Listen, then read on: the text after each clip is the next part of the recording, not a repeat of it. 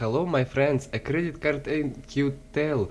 It's a digital collar. You spent, many haven't you earned. You are blend use lose. It's a difference age. You are buying products. You are selling your first hours to a bank. Break the dopamine loop. Stop blink in the high octane. Slave you to sometime sometime else's contrast right.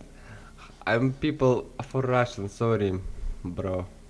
You are carrying a plastic rectangle in your pocket that you believe is a tool of financial convenience, but in reality, it is a high-tech tracking device and a behavior modification tool designed to sever the neural link between consumption and pain. The credit card is the digital collar of the modern serf. It operates on a specific biological hack. It anesthetizes the insula, the part of the brain that lights up when you experience physical pain or loss. When you hand over hard cash, your brain registers a loss. You feel the paper leaving your hand. You see the wallet getting thinner. This creates a friction of payment that acts as a natural brake on your spending. It is a biological survival mechanism. The credit card removes this friction entirely. The swipe is painless. The tap is instant. You get the dopamine hit of the acquisition without the visceral pain of the expenditure. You are a lab rat pressing a lever that gives you a pellet of food while simultaneously administering a shock to a version of yourself 5 years in the future. You do not feel the shock today, so you keep pressing the lever. This temporal decoupling is the weapon. They have tricked your lizard brain into believing that resources are infinite because the feedback loop of depletion has been silenced. The psychology of spending other people's money is a trap built on the illusion of liquidity. When you look at your credit limit, your primitive mind interprets that number as available resources. If you have a $10,000 limit, you walk differently. You feel richer, but that money is not yours. It is a rope given to you by a master so that you can hang yourself. When you spend it, you are not transacting. You are signing a confession of indentured servitude. You are agreeing to work in the future to pay for the past, plus a tax, interest, that ensures you remain in the hole. The concept of other people's money, OPM, is valid for the sovereign architect only when used for production, to build a factory, to buy inventory, to scale a system. But you are using OPM for consumption. You are financing a lifestyle that your actual labor cannot support. This creates a phantom life. You're wearing clothes you haven't earned, driving a car you don't own, and eating food you can't afford. You're living a simulation of success while your balance sheet rots in the basement. This dissonance creates a background radiation of anxiety that destroys your soul. You know, deep down, that it is all fake, and the fear of being exposed as a fraud keeps you obedient to the corporate machine. The reward system is the most insidious layer of the psychological operation. They give you points, miles, and cashback to gamify your own destruction. You think you are beating the system because you got a free flight to Cancun. You are not beating the system. You are the product being processed by the system. These rewards are the cheese in the mousetrap. They incentivize you to funnel every transaction through the surveillance grid. They encourage you to overspend to hit the sign-up bonus. They turn you into a maximizer of pennies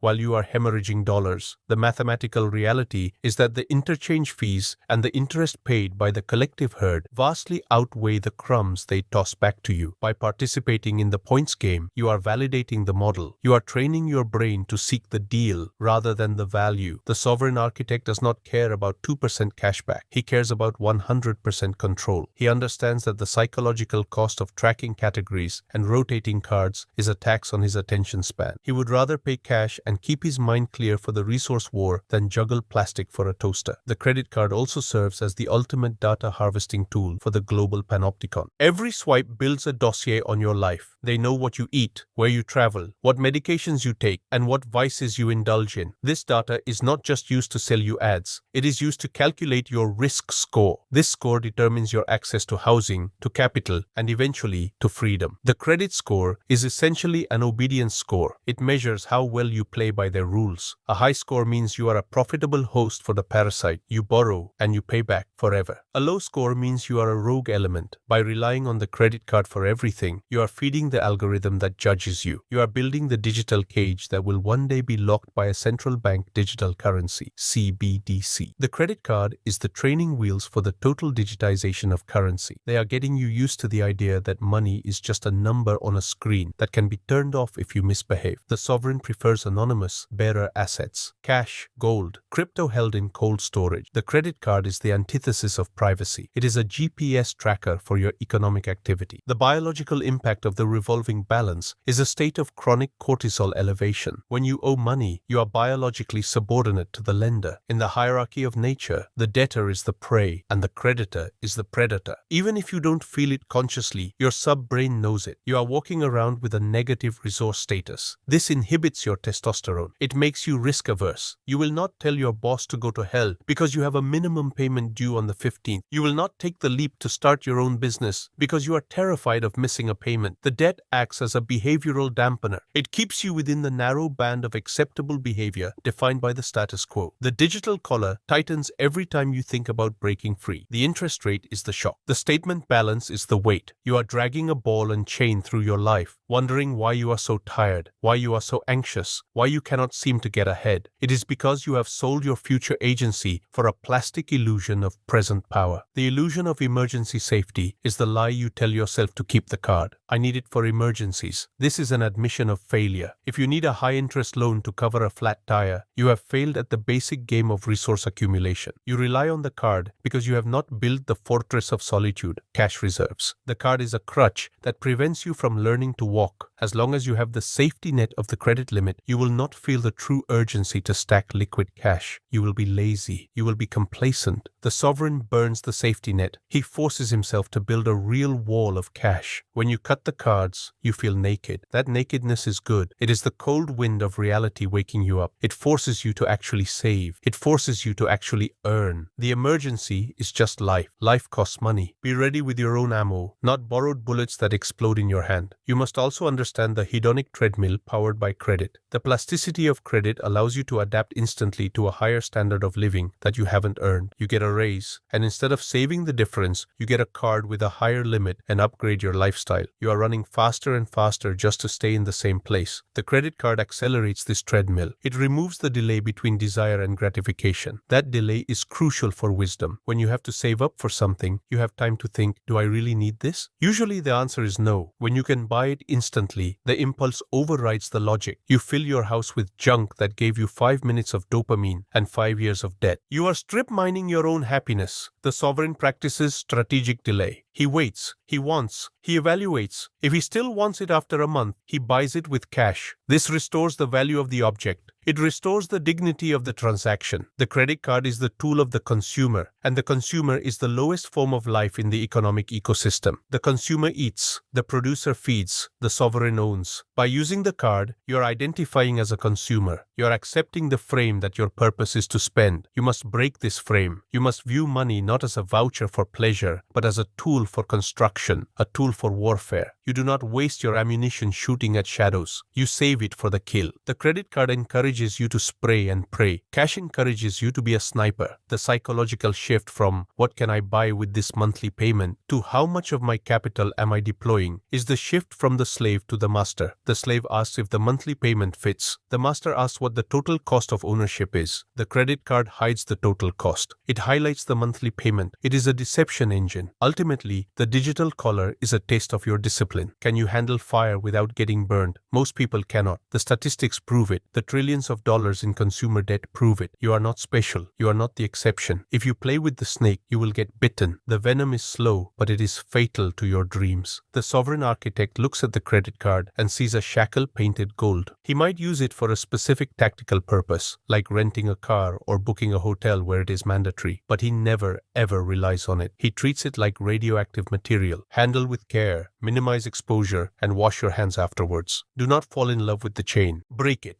Tactical execution of the collar removal protocol begins with the immediate restoration of the sensory link between your nervous system and your resource depletion. You must perform a physical dedigitalization. You take every piece of plastic debt in your possession and you physically destroy them. You do not put them in a drawer. You do not give them to a friend. You melt them. You cut them. You turn them into trash. This act is a ritual of secession from the credit-based simulation. By destroying the interface, you are forcing your brain back into the analog world of consequence. From this moment on, you operate on a cash-only or debit-only basis. The psychological shift is instant. When you have to count out physical bills to pay for a meal, your insula, the pain center of the brain, is reactivated. You feel the loss. You think twice about the appetizer. You think 3 times about the drink. This frictional resistance is your primary defense against the dopamine-driven consumption that the global server uses to harvest your wealth. You are reinstalling the natural brakes on your behavior that the bank spent billions of dollars to remove. The second tactical phase is the enforced latency strategy. One of the primary weapons of the credit card is its speed. It allows you to close the gap between impulse and ownership in seconds. You counter this with a mandatory 72-hour delay rule for any non-essential purchase. When you want something, you write it down on a physical list with the date and the price. You walk away. In those 72 hours, the initial dopamine spike subsides. The heat of the desire cools. Your prefrontal cortex comes back online and begins to perform a cost-benefit analysis. You ask yourself, is this object a vector for my expansion, or is it just more acoustic rot for my environment? 9 times out of 10, you will cross the item off the list. By building this delay into your operating system, you are defeating the impulse buy algorithms that govern modern retail. You are reclaiming the territory between stimulus and response. That space is the definition of freedom. We must address the tactical reconstruction of your financial fortress. The credit card provided a fake safety net. Now you must build a real one. Your first objective is the starter shield, a $2,000 cash reserve kept in your physical possession, not in the bank. This is your go bag for life's friction. If the car breaks, you don't reach for a collar, you reach for the envelope. This cash has a serotonin signature. Just knowing it is there lowers your baseline anxiety. It prevents you from returning to the debt cycle. Once the shield is in place, you move to the 6-month readout. You stack half a year's worth of expenses in liquid, accessible form. This is your walk-away fund. It gives you the power to quit the toxic job, to speak the truth to the tyrant, and to ignore the pressure of the herd. A man with a 6-month readout is a sovereign. A man with a credit card is a slave. You choose your caste. To dominate the resource war, you must implement sovereign accounting. You stop tracking your credit score and start tracking your net worth velocity. The credit score is a measure of how good you are at being a borrower. It is a metric for the bank's benefit. Your net worth is the total value of your assets minus your liabilities. It is a metric for your benefit. You ignore the obedience score entirely. You don't care about a 750 or an 800. You care about how much capital you control. You use a simple spreadsheet. Assets on the left, liabilities on the right. Your goal is to make the right side zero and the left side grow like a forest. You check this number every month. This is the only score that matters in the game of life. By focusing on net worth rather than credit limit, you shift your identity from a consumer to an owner. Owners don't need scores, they have deeds. You must also perform a social decoupling from the culture of credit. The people around you will continue to use their collars. They will talk about their points and their miles and their upgrades. You must treat this as background noise, as the bleating of the sheep. Do not try to convert them. They are invested in their own slavery. You stay silent. You pay for your coffee with cash. You pay for your gas with cash. This makes you an anomaly. It makes you a gray man in the financial system. The less the algorithms know about your specific spending habits, the less they can manipulate you. You are cutting the data umbilical cord. You are becoming an invisible operator. This privacy is a strategic asset that will become increasingly valuable as the system moves toward total digital surveillance. The final tactical execution is the transmutation of interest. Every dollar you used to pay in interest to the bank is now redirected into your own acquisition vectors. You were paying a 20% tax on your stupidity. Now you are reaping a 10% return on your discipline. You set up automatic transfers to your investment accounts on the same day you used to make your credit card payments. You don't spend the extra money, you deploy it. You are turning the weapon around. The compounding interest that was destroying you is now building you. You are moving from the exploited class to the exploiter class. You are not a victim of the math, you are the master of the math. You watch your capital stack grow and you feel a deeper, more permanent dopamine hit than any purchase could ever provide. This is the feeling of sovereignty. The digital collar was a test of your character. By removing it, you have proven that you can govern yourself. You no longer need an external authority to limit your spending or manage your risks. You are the architect of your own economy. You sleep soundly because you owe no man anything. You move through the world with the confidence of the unburdened. The system will try to entice you back with exclusive offers and pre-approved limits. You laugh at these. You are no longer in their database of targets. You have transcended the cage. You are free.